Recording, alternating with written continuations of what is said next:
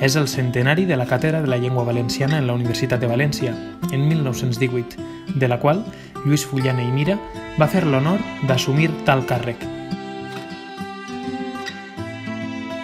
És el primer professor que n'hi ha en València de valencià en l'universitat. L'any 16, al crear-se el Centre de Cultura Valenciana, el que avui dia és l'Acadèmia de Cultura Valenciana. És un gran amant de l'estudi de les llengües, que domina el llatí, el grec, el francès, l'anglès, l'italià, alguns dialectes rifenys de Marroc. Va ser la primera persona que va iniciar un enorme estudi científic lingüístic sobre el valencià durant la Renaixença valenciana, el qual va fer germinar les normes de 1914.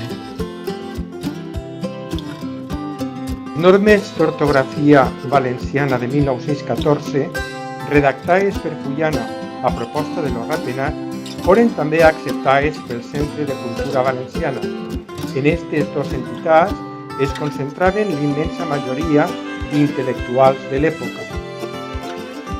Per una altra banda, les bases del 32. I ja l'any 16, quan el Pere Fullana es dona compte que com Pompeu Fabra els polítics ja estan encausant-lo i fent de la llengua política, ell es fa arrere.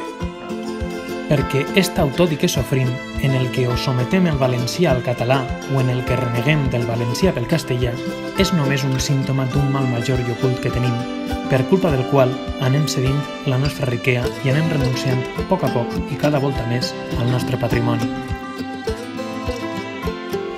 La nostra, la valenciana, no ha de ser només una actitud de negació sobre què és i què no és la nostra llengua, sinó que ha de ser una actitud de futur en la que la nostra llengua i cultura no siguen una mera qüestió nostàlgica i caduca, sinó un orgull d'utilització, una herència comuna que puguem regalar als valencians d'adopció i als nostres fills, i que estos la perpetuen en la mateixa mira que nosaltres. Ha hagut de fer una gran crida de tots els valencians de bona voluntat per a que li ajuden a rompre les caenes que encara la subjecta el sistema centralista, a fi de poder moure's per ella mateixa i obtindre la llibertat d'acció o, el que és igual, la seva autonomia.